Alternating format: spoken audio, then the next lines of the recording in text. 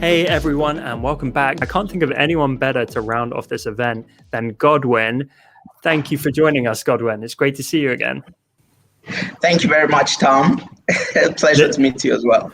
This should be a fun session. I mean, last time you were on, you blew us away. I think it was fur, wasn't it, that you were painting? And just incredible. Like for everyone watching, I'm a huge personal fan of Godwin's style and his work. I think it's just got a really, really lovely aesthetic around it. And today we're going to be dealing with light, I believe, right? Definitely. Light is the trickiest object to paint, so we're going to break it down today.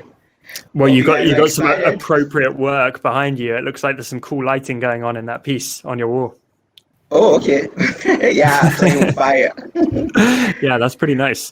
Amazing. So we're working in Photoshop today. But without further ado, Godwin, over to you if you would like to share your screen, please. All right. Thank you very much for the intro, Tom. Screen share. All right. Here we go. So, am I good to kick off? Yes, absolutely. And that's nice and sharp. Awesome. All right. So, hi, guys. Thanks for joining in today. Like the title said, we're going to be talking about light. So how do we paint light into our environment or our object or scene or whatever it is? So that's what we're going to be focusing on today. So to begin, I'm just going to share this pretty boring looking ball with you, just to get you going on what the concept of light actually is and how it actually works. So let's talk briefly about this ball. I'm going to zoom in, then I'll turn off the layers so you see where this all started. So it started from a flat black shape, which means no light. So the only time you can recognize form is when there is light. So let's turn on light on this object. Voila. So this is actually just default flat lighting. So we're not seeing any kind of form on this ball. But for this ball to actually read properly, like it's three-dimensional, you have to establish a source of light. So we're going to turn on the first source of light in this scene, which is going to be our highlights. Voila! So immediately the ball starts to read already like a three-dimensional object. But that's just one property of light, which is the major light itself. What is the real or the original source of light in your scene? You always have to think about that. So we have about a couple of different types of light. We have natural light and we have artificial light. So your natural light could either be sunlight or the moonlight, so light from the environment. Even your skylight can actually be termed natural light. And then we also have artificial light. So if you're like in a room and then there's a lamp, so that lamp will serve as an artificial light for your scene. So let's imagine this is the sunlight now hitting this ball from a direction. So now we are going to decide what happens to the rest of the ball after getting hit by this sunlight. Okay, so the first thing that happens is there will be a cast shadow. The moment you introduce light into a scene, shadow instantly appears. So depending on the direction of your light. So if you have light coming from the right, I believe you're seeing what I'm drawing. Yep. Tom, please confirm if it's obvious. So yeah. Bright red arrow. Yes, if you have light coming from this direction, what that means is your shadow will be going the same direction where your light is coming from. So naturally, this is our cast shadow. So that's just one property of light. The moment you introduce light, shadow instantly follows. The next thing that happens is there is fill light. So this layer I just turned on is called the fill light. So originally, our ball is maybe medium shade of green, but this fill light has a blue tint to it. The reason why it's blue is because I'm imagining the fill light is coming from the sky. So what a fill light means is the environment light. So it's called global illumination. What is the ambient light that is existing in the environment of that object? So if it's an outdoor scene, the ambient light will be the skylight. Because if you take away the sun, you still have sky. So this blue represents the skylight. Now, if I turn off the key light, you'll find out that the skylight dominates. But the moment you introduce the key light, you tend to not see some of the skylight anymore.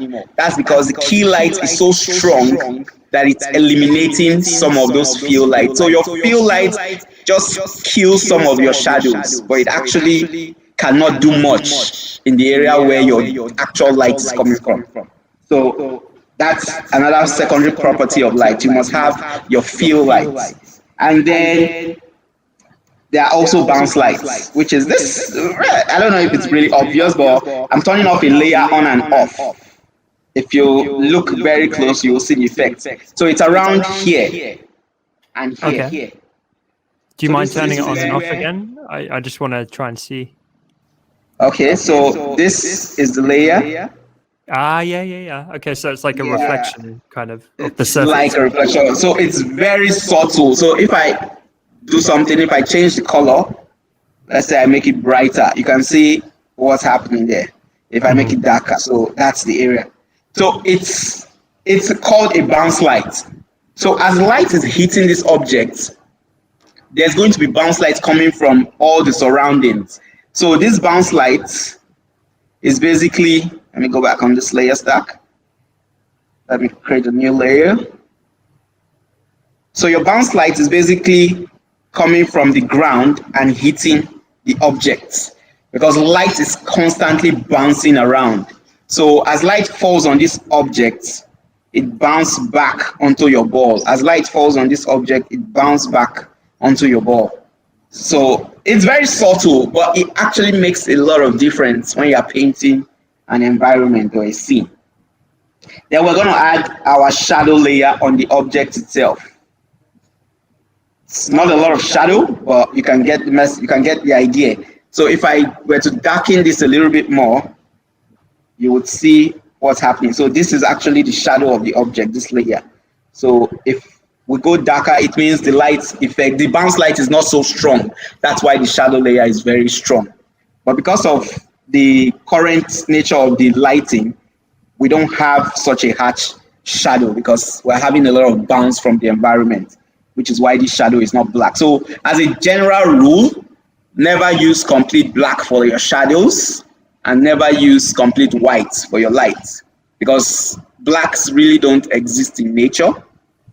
I know that's another kind of lecture that we can get into, but just trust me when I say pure black doesn't exist in nature. So don't ever use pure black for your shadows. Always find some colors within.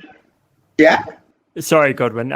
So yeah, it's so funny you say that. We had Hank who gave a session earlier, and he said the same as me. Both of our art teachers at school would ban us from using 100% black or 100% white in our work, because they're like, it does not exist. You need to mix together other colors and try and get that. Exactly. And if you're painting traditionally, you'll find out that the black you get from your oil paint is never pure black. Mm-hmm. It's never pure black. So there's always a shade of some other gray colors in between your black. So just always remember that. Don't paint pure blacks, because you want your colors to have room to either go darker or lighter. But once you've painted pure black, there's no more room for the color to go darker, because black is the darkest it can get. So stay away from black. The only time you get black is when you're in void in space. All right, then there is this other very subtle light I just created here. That is called the ambient occlusion light. This one that I'm turning off. So I'm going to highlight where so that you notice it. So it's within this area here, between the ball and the ground. So that is the ambient occlusion. So what the ambient occlusion does, it's that, so if I darken it, you can actually see it get darker. So what the ambient occlusion does is, it's called contact shadows. So any part of your object that comes in contact with another object, there's always going to be a soft shading between those two objects. So that point where they meet is going to be your ambient occlusion, because at that point, light does not reach the other object at all. So anywhere two surfaces meet together, there's going to be a soft ambient occlusion. So because light really can't get to those portions, so that's why it actually gets darker than your main shadow. So if you are painting an object, your darkest point of your object is usually your ambient occlusion, not even your shadows. So they exist within the shadow area, but they are darker than your shadow because there's almost no bounce light happening within your ambient occlusion. So that is what that layer is for. So we use it very sparingly, like you don't want to go overboard with your ambient occlusion, but just subtly you can introduce it. So I'm going to show you in my painting how I use the ambient occlusion layer. But for now, let's just finish talking about the properties of color. So we've gone through our normal, which is the base color of the object. Then we've gone through the fill lights, and then we've gone through the highlights.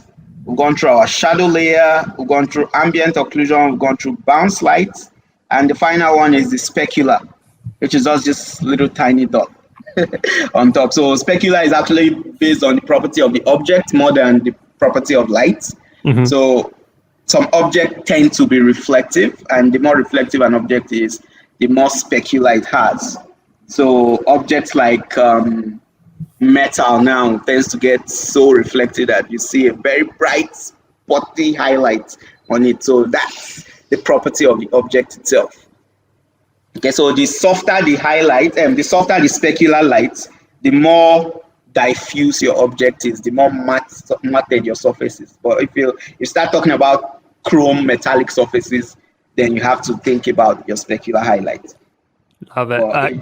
Godwin, you know what I'm thinking right now? This is so useful because I think for a lot of beginners, when they think about light, they think, okay, so the highlight's coming in from the top right, therefore the shadow must be the bottom left. And they think it's as simple as that, right? It's like a gradient, light to dark. Yeah. But that's not really it at all. There's so much more going on here. And I think this is so helpful. Yeah, sure, right? So it's basically what separates your scene from, a basic color that you add into your environment or to your object. If you just drop a flat color there and then you put light, you always know that something about this doesn't feel realistic enough.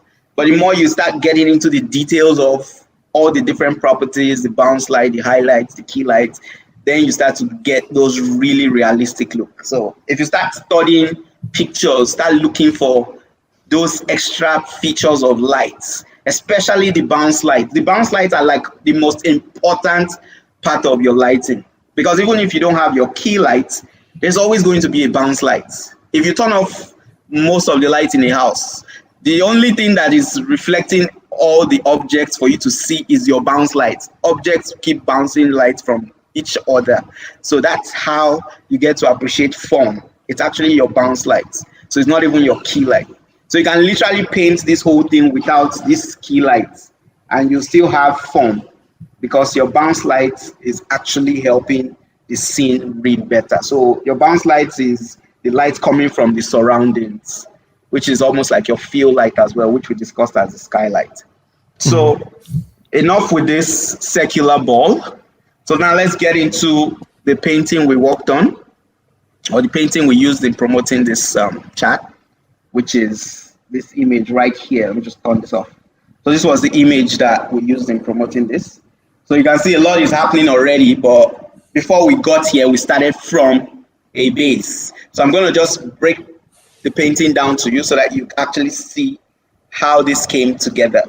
So first of all, you always start with the line arts, as with almost everything. Although as you get better in painting, you sometimes will need to start with the line arts. So for me personally, I actually don't like doing line arts because it takes so much time. Getting the quality of your lines to read so well takes actual time and effort. So most of the time, I just like to delve straight into the painting. But for the purposes of this demonstration, this is the line arts. And if anybody actually wants to use this line arts later on, you can reach out to me and I can send it to you so you can actually demonstrate with it. Or if you have other works that you've done and you want to just practice what we're talking about, you can go ahead. So yeah, let's go into this painting. So I'm just going to switch off all the layers. I can already tell this is going to be so good, seeing how this is layered up. It's a lot of layers. I actually don't work this way, but because of the purposes of the class, I'm doing this so that everybody can get to see how this was made. Well, we So, appreciate it. You hear that, design cutters? Godwin is mixing it up just for you guys. yes. So, as with everything, there's always a base color, your flat color. So in terminologies, we just call it flat because it's flat. There's no lighting to it. So as you're looking at this image, it's just flat. You don't have any definition. And by the way, I had a friend of mine do the flat for this image because sometimes it takes time. So I usually want to just spend my time doing the details. So I give it to a friend to help me out. Shout out to Ehis. It's pretty awesome. So the flats are actually just the base color of your objects. So if your object is brown, you just put a brown color. If it's green, you put a green color. But always, when you're picking your colors, if you're seeing my screen, don't pick colors from here, this region, because it tends to get too saturated quickly. So always pick your colors from this region. So put like a line, imagine a line here. So your flat colors should exist within this region. The reason is because you don't want to get too saturated too early. You want to keep it very desaturated so that later you can build up the saturation. So that way you have enough room to either increase saturation or decrease saturation. So pick your flat colors from this range. So if you are going to green, it should be within this range. If you are going to blue, it should be within this range. So that's how I chose my flat color. So we have for the roof, and then we have some of the details on the building, just turning that on. So these are all flat colors. So each area or each aspect of the building, I use a different color so that it's easier to select. So this is just for the building, and then for the trees at the back. So you can see. So why I do this is because if I want to select an area now, I can easily pick my magic wand tool, and then I pick an area of color, increase my tolerance to maybe 20. So the moment I click that, I can select that whole area. You can see the matching ants. So it means I can make adjustments to just that area of color. So I can do the same thing here and so on. So that's why we do our flat colors, because it makes for easy selections. You need those selections to be able to control where your shadows are and where your lights are. You don't want to start painting your light and it's bleeding out of the form. So you want the selection to protect the color from going outside the form. So this is the flat layers for these base objects or the house. And then I added a texture layer using the texture brushes I got from Design Cuts. That was the new collection they released recently. Ultimate Brush Toolbox. Yeah, the ultimate brush tool and the ultimate tool brush. So it's pretty awesome. Like there's so many options for brushes, and a lot of them have a natural feel to them. So you can actually go and check them out. Pretty cool. So this is a texture layer. The reason why I added a texture layer is because there's always going to be texture in your objects. Textures differentiate objects from each other. So a wooden object looks different from a plastic because of the texture, not just the color. You can drop a brown plastic on a table, but you still know the difference because there's a certain texture that wood has. So that's why I added this texture layer. So your texture layer would actually be determined by the object itself that you're painting. So you have to know what object you're using, but we're not talking about textures today, so we're not going to get too deep into different textures. But this layer is pretty much that. It's just the texture layer, just to give the painting a little more grip so it doesn't feel too flat. So more flat layers, and so this is basically the flats for this object. So now we're going to look at how to add lights. Okay, so the first thing I'm going to turn on here is the ambient occlusion. Let me do a wait a second. Well, let's see if this would work without. I didn't even know what ambient occlusion was until today, Godwin, so I'm learning a lot personally. Okay. All right, so I added a white so that it masks the building. That's the flat colors in the back. So this is the ambient occlusion layer. This one I'm turning on and off. So you can see what's going on. I've not introduced light yet to my scene, but I know which areas of this object will be occluded by light. So I'm looking for all those faces or all those edges that meet. So I'm thinking about, let me create a new layer here. So if you look within here, two surfaces meet together, which is why there's a shade there. Here we have surfaces meeting together, which is why there's a shade. So I'm circling all the parts where surfaces meet together. So within this area, you have multiple surfaces meeting together. So you have to always think, where are faces meeting together? So those areas would be the areas that are occluded from light. So that's why it's called ambient occlusion. So even your environment light, which is your skylight, would not reach those areas because it's too tight. It's too much in the corner. So they're like your crevices. So all these areas here, they are the areas of ambient occlusion. So you don't even need the light information to know where your ambient occlusion are. So the moment you put one surface meeting with another surface, so far there's an angle, there is always going to be ambient occlusion between those two angles. So that is what that layer is doing. And naturally, I put my ambient occlusion layer on multiply. So if you come to your blend mode, this is multiply. If I take it to normal, pretty much does the same thing, but you really can't see what's going on because I put a white behind it. But this is what it looks like without the white background. And then if I go back to multiply, then you can actually see the base background I painted. So the multiply layer deletes all the whites and just keeps the shaded area. So when you're painting in your environment, once you drop a white on your multiply layer, it's not going to be visible at the end of the day. So you always want to remember that. All right, so let's delete this quickly. And let's move to the next stage. So this is another layer that is doing something, which is our fill light. So this has a blue tint to it. Reason being that I'm thinking of the sky color. So the sky color pretty much gives the fill light in your environment. So because the sky is blue, naturally areas that are not receiving your key light will have a blue fill. So which is why we have this layer here.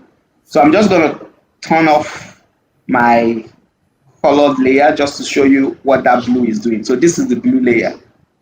So without the ambient occlusion, this is what it looks like. So with the ambient occlusion, this is what it looks like. So it's a fill layer because it's receiving light from the sky.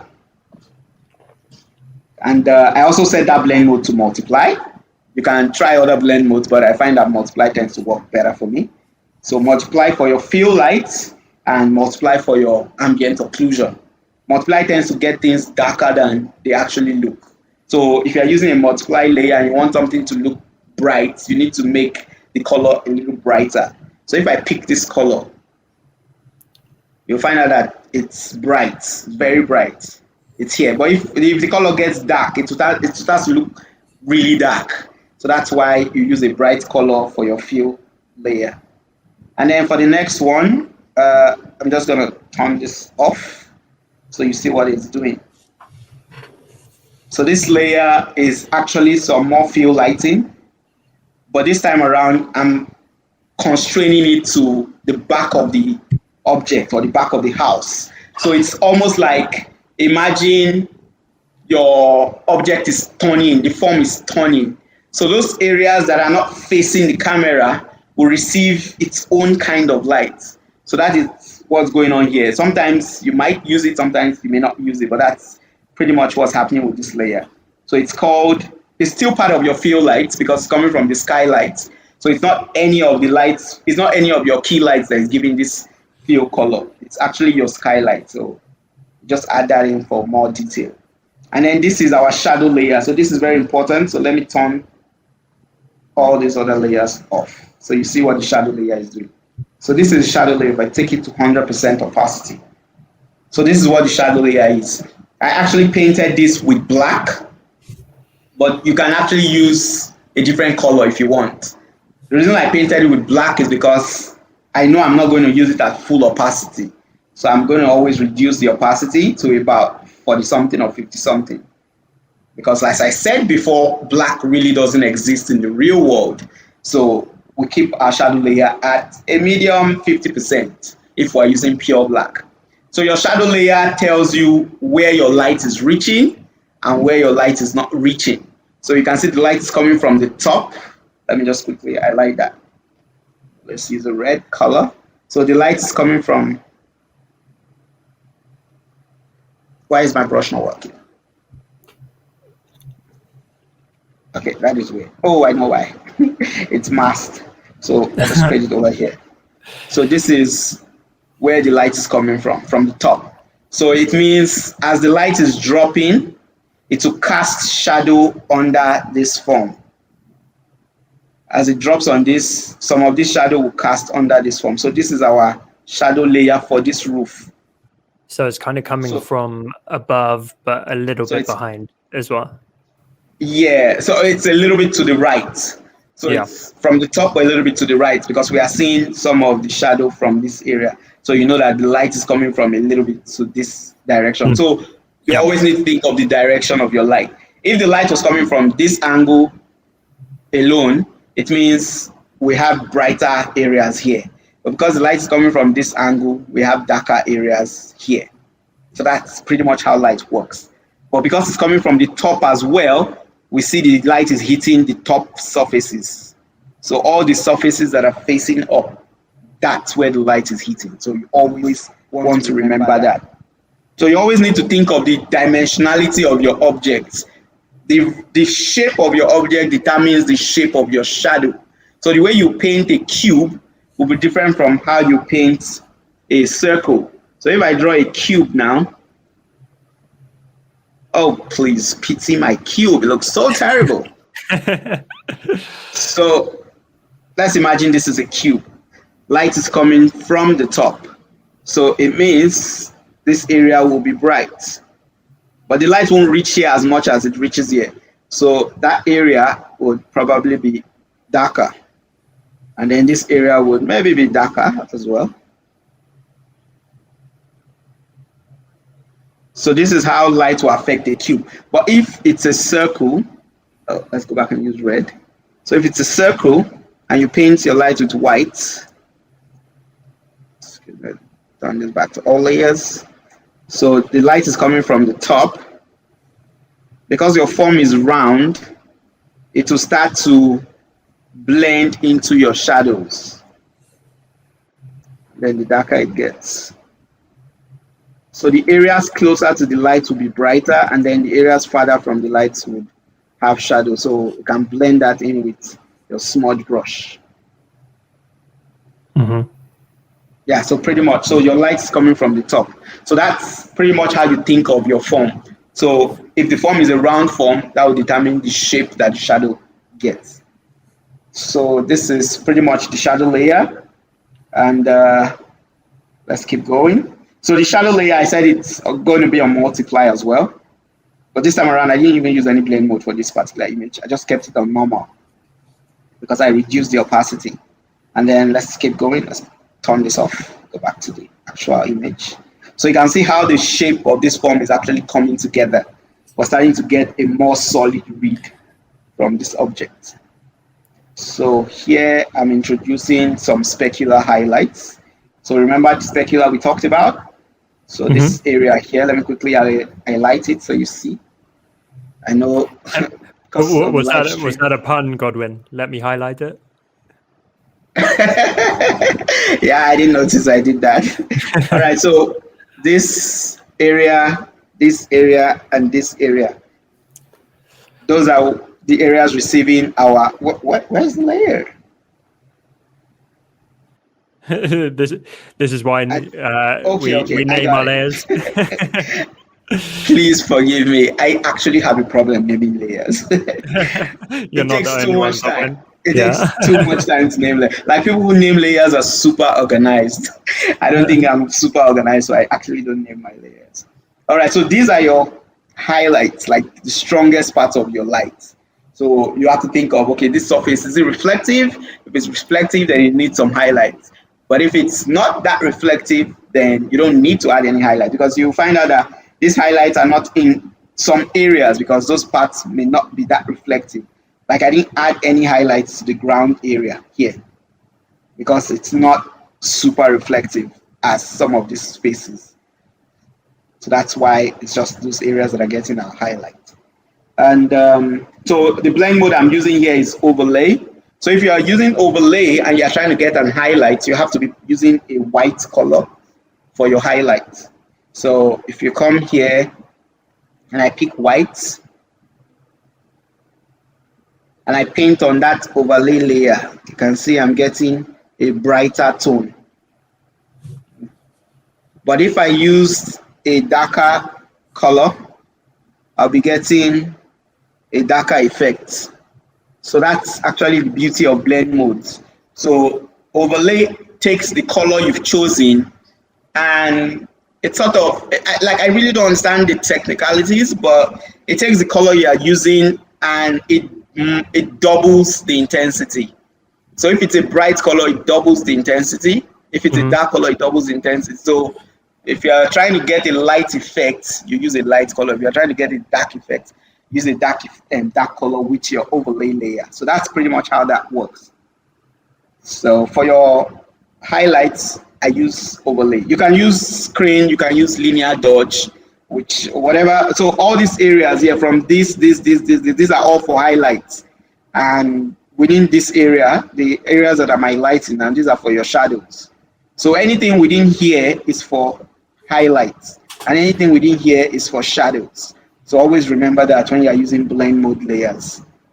Okay, so that is what that does. And let's see what this layer does. So this layer is like a bloom effect. It's not really obvious, but if I was to increase the intensity, you'll see what that's doing. So that's what that layer is doing. So it's just basically to add a bloom effect. It's just for, you just want to get more creative, so you add that. It's not really important. It just makes your work look nicer. Yeah, so that looks great. Let's keep going. Delete that one. Delete this one.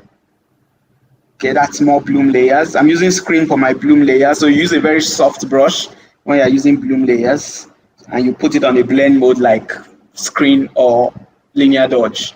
So it gives you a brighter look to your image. And then more highlights going on here. Also more highlights. And then this layer is an overlay layer. It's completely black. If I was change this back to a normal blend mode, you see that it's just a black layer. Oh, okay, it won't actually show you the black layer because I did something. So let me show you what that is. If I was to recreate that, let's just paint black, okay? So this is a complete black layer. Let's put it to overlay. This is the result we get. If you take a black layer and put it on overlay, this is the result you get. So the reason why I created that layer is because I needed some of my saturation to read a lot better. The image looks really dull, like there's no saturation in it. So I wanted to add more saturation to my highlights. So I created this layer, put it on overlay. So immediately you start to see that some areas are really saturated, sorry. So this starts to get really saturated. So that's actually what I want. But the problem now is that I'm also getting too much shadows. That's because of the overlay layer. So what I'm going to do now is I'm going to take that overlay, I'll right click on it, and I'll go to blending options. Now when you are on this screen, blending options, you have this little area here. This determines what happens with this layer. That's the relationship with this layer and the layers behind it. So now the underlying layer is the layer that we want to affect the current layer we are working on. I'm sorry. What was that? No. I heard a sound. Yeah, I literally just mind blown. I wasn't even saying it, I was thinking it, but you picked up on it. I know exactly what you're about to do. I think it's incredibly smart. What a great technique. All right, so I want to actually remove this overlay from affecting my shadows. So as I'm sliding this, notice what's happening. You can see the overlay layer is kind of removing the blacks from my shadow. So I'm keeping that saturation within the highlights. But because the transition is so harsh, which is not what we want, we are going to break this little icon here. So to break that icon, just hold Alt and click on it. The moment you do that, it breaks the icon, so you can soften the transition. So I'm going to move this other part all the way to the end and then keep this somewhere here. So the moment we say OK on that, if I turn it off, you can see what's happening. You can see the difference, right? So there's a little more saturation in our highlights now. You can do the reverse. If you wanted saturation in your shadows, all you need to do is just delete. Let me quickly do that. So if I go back to my blending options, and the beauty of the layer is that it's non-destructive, so you can easily quickly come back and make those adjustments. So if I go back like this now, so I want the saturation to be within my shadows. So what it means is I will remove the saturation from my lights, break this up, and then pick my shadows. So now my shadows have gotten darker, not the lights. So because they are very dark, you can't actually see saturation, but it's actually more saturated. If this color wasn't a black, if it was like a red or a blue, you would actually be seeing more saturation within those shadow areas. So that's pretty much what that layer does. So you can try it on your own illustrations. It just adds some extra richness to whatever you're painting. Yeah, it's great. So let's delete this and then let's go back here. So for this layer, this is actually just a vibrance layer. Sorry, this is a levels adjustment layer. So just to make it a little brighter, because the image was looking dark and dull, so I added the levels adjustment layer. So this is where you add your adjustment layers. You come here and you just choose whichever. So the way you use your levels, if you want to go, let me just create a new one. So let's delete this and delete this. So this is how the image was. So I'm going to create a levels adjustment layer now. So if I increase the shadows, this is what it's getting brighter.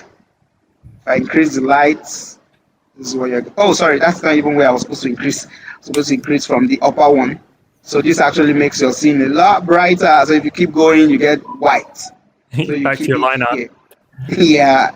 So you keep it somewhere there just for a brightening. I'm not going to do anything with the blacks. So I'm just adjusting the whites. So just to add more bright highlights in the image. And then this is the vibrance adjustment layer. So vibrance is pretty much like saturation. So just adding more colors to your scene. So if I turn off the line layer, because I usually don't like seeing my line art if I'm painting. So this is what it looks like without the line art. And here, okay, before I do that, I didn't turn on all the background elements. So we've actually worked on just the building, but we have backgrounds to also fill in. So these are just different layers of painting that I did. So I was thinking about my ambient occlusion, my bounce lights, my shadows as I was painting the background as well. So you have to remember all that. Then your flat colors as well. So these are all just background elements. So this is an atmosphere layer. So I use a screen on it. Screen blend mode, you can see here. And with a 50% opacity. If it's 100, it might get too bright. Oh yeah, like fog by the mountains almost. Yeah, so that just what this layer is doing is actually separating your foreground from your background. Because if your values are too close together, so if you have like a strong black object in the background, like the far distance, and it's really black or dark, what that means is that it's going to look like it's close to camera. But the moment you add a screen layer, it immediately pushes the object all the way in the distance. So that's why that layer is there, just to push the objects in the distance. So just more detailed layers. And yeah, pretty much. So here I've merged the colors together and I've created like a curves adjustment layer, not an adjustment layer, but I have this action that I created, which is color correct. So every time I'm working, I tend to apply that color correction when I've merged all my layers together. So this is pretty much all the layers combined together, this layer here, and then with the curves adjustments. And yeah, for this layer, it's on a lighting blend mode. And what it's also doing is it's adding a little more distance to the to whatever you're painting. So always think of proximity of your object to the camera. As long as your object is not directly in front of the camera, there's always going to be atmosphere affecting that object. So the atmosphere layer is what is happening here. If I were to increase the opacity of this layer, you'll see what's going on. So if I turn this off and turn it on, so this is what's happening. So the farther an object is, the more intense this effect will be. But because the object is pretty close, we keep it reduced. So the way I created this layer is this. Let me just quickly demonstrate. So I create a new layer, and let me just take a blue color from the sky. Alt-click, and then I use a gradient over the entire image. Okay, once I use a gradient over the image, the next thing I want to do is I want to make sure this layer is affecting my shadows, because I don't really want it to affect my highlights. So I want it to affect my shadows. So I go back to that blending option. I actually use this feature a lot. I discovered it pretty recently, but since then it has actually saved me a lot of stress, because then I would have to literally need to go and start painting out the areas I don't want the color to affect. But now with this blending effect, I can literally just come and say, oh, I want this effect not to affect my highlights, so I'm just going to erase the highlights and just keep it within the shadows. So I break this up with Alt, just so it's softer at the edges. So because we don't want the values to be too dark. So with that, I put it on a lighting layer and reduce the opacity. So we get that effect. So you can see now the object looks like it's farther in distance. So if I keep increasing it, it looks like it keeps going further. That's pretty much what that layer is. And then the final layer is a paint over layer, which is the one that takes all the time in the world. So this paint over layer is literally me just going in there. Let me quickly show you. It's literally me just going in there, taking a brush. Let's look for a nice brush. Let's take this brush. I'm just going to paint for you to see what happens. So let me do this with this layer so that it doesn't confuse you. So now I know where all my lights are and where all my shadows are. So the only thing I need to do is now blend things together. So I'm just going to carefully so I'm using eyedropper to pick the colors. Make sure your eyedropper is set to all layers so that you can pick colors from all the layers. And I'm doing this on a new layer so that I don't destroy the layer I had before. So I'm just literally going in there. So this is how you actually go in there and start painting those other layers. This effect that I created here. So pretty much. So if I turn this off, you can see what's happening there. Right? Yep. Okay, so it actually takes time to do this. So I knew there was not going to be enough time to demonstrate this process. That's amazing, man. It was pretty much. So if I had not done the initial lighting setup, there was no way I could have painted this with all this form reading properly. But all those other initial layers helped me get my lighting information. So now I was not thinking about light anymore. I was just thinking about how to blend each color together to the next one to add more richness. So amazing. That's pretty much how this piece came together. So I'm just going to show you all the different lighting setup I did. So I'll just turn off all the layers. So you just see what was happening in the background. So we're pretty much done with talking about the lights. So here I'm just turning on all the layers so you can just see all the different stages that happen. So it's pretty much the same thing I did. It's the same painting, but just different lighting scenario. So this, for the different look, it takes pretty much like 10 minutes to get the different lighting look, because I've gotten the initial base shapes already. So yeah, I'm just painting in different colors of light. So this is the shadow. So the reason why this looks really different from the other one is just the shadow layer. So the moment I added that, you have a different look completely. You have this layer, you have your levels layer, you have your vibrance layer, Then all the layers merge together. Then some more saturation layers. So you need to always think of which areas you want to add more saturation to. You don't want to have saturation all over the image. So you want to keep your saturation either on the shadow side or on the highlight side. So here we have a lot of saturation in the highlights because I wanted to create that early morning vibe. So the sun is just rising, so it's hitting just the top of this building. The rest are in shadows. And so that was pretty much how this particular lighting scenario came about.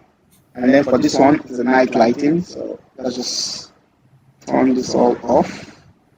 So I'm just going to keep the background the way it is. So just turn on the layers for the light properties. So this is my ambient occlusion. And this is my fill layer, which is the layer from the sky color. This is some more backlighting from the sky. Added more effect, make it a little stronger. This is a shadow layer, kept on multiply. And this is some more bounce lighting from the sky and the environment. And then we have some highlights. This is like specular highlights. And then this layer is set on multiply, and what it's doing, it's pretty much taking the whole image and darkening it. So I took the color of the sky and I made it the overall color of the whole image because I wanted everything to feel like they belong together in the same space. So that's what this layer is doing.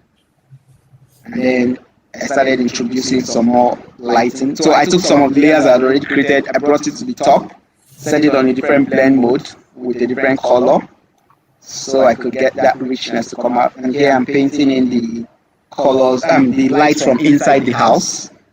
So yellow light always looks good against blue environment, so that's why that layer is there.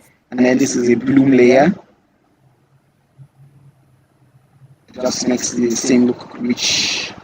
And then levels layer just to brighten things up. And then you have a vibrance layer just for saturation. And here I've measured the layers together, added the color correction. And this is the layer for atmosphere. So this one is actually helping me separate, pushing my object further in the distance. And yeah, that's pretty much how this came together. And then for the sunset image, the sunset is pretty much the same thing with this one. If you look at the lighting, they are all the same thing. The only thing different is the colors. So the reason why the color is different is just because of this layer here. Oh, sorry, where's that layer? Just turn all this off. And just turn this off. So this is, let me turn this off as well. So this is what's making this look different from the other one. So we have this purplish layer that I set on multiply. Just because usually during sunset you have lots of purples and reds in your atmosphere. So that's why I added this purple layer set on multiply just on the object itself, on the house itself, and then in the background I also added like a reddish layer on multiply as well. So if you're using a multiply layer, it's always nicer, the colors are not completely dark. So the colors should be brighter if you're using a multiply layer. So naturally it makes your scene look more saturated. So that's why I use this multiply layer. And then you have some more lighting layers there. So pretty much. So it's pretty easy to get different moods with this kind of setup because you can easily just tweak your colors and you arrive at a different lighting scenario. So you don't need to go in. Amazing. Godwin, sorry to cut you off there. What's amazing is you can be so systematic with this because you know your process. So no matter what the subject or what time of day or whatever, you work through exactly the same steps every time. It's so reliable. Exactly. So you can literally just take the same file. You want to start a new document. If you have time, you can go in and name all the layers. So you know, okay, this is the, for instance, now if I come in here and I take this layer and I say, okay, this is going to be my multiply layer. I just come here and type multiply. And I save the layer name as multiply. So I know that every time I create a new document, this layer is going to be set to multiply layer. So that way you remind yourself that, okay, for this effect, it will be this blend mode. For that effect, it should be that blend mode. So blend modes actually help you a lot. You can actually paint, for instance, this image I did, Actually painted all this without any blend modes. But blend modes help you a lot better because as you are learning, sometimes you may not know which colors to arrive at.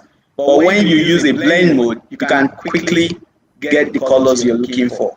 So that's why the blend mode helps. But you need to know which blend mode you're using. So for your shadows, you use multiply, and for your highlights, you use screen or linear dodge, or even overlay. Or if you're using overlay, you have to use it with white. So that's the only way overlay works. Incredible. So that's pretty much my setup. Amazing, amazing, Godwin. You were absolutely brilliant. Thank you for bringing the fire today. It was great. Thank you very much, Tom. It was a great session. I enjoyed it.